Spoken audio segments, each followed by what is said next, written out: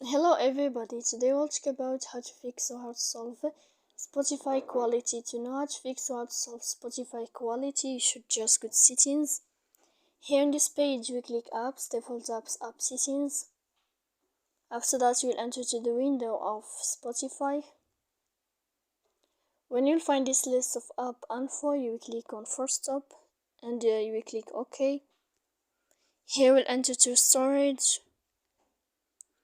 You will click clear cache, but pay attention, don't click clear data because that can make errors on your app. And in the end, you can go to Play Store. You will find here uninstall. You can uninstall your app and you can wait a moment to install it again. So please don't forget to support us by like and subscribe. See you next time in another video, and thank you for your attention and your watching.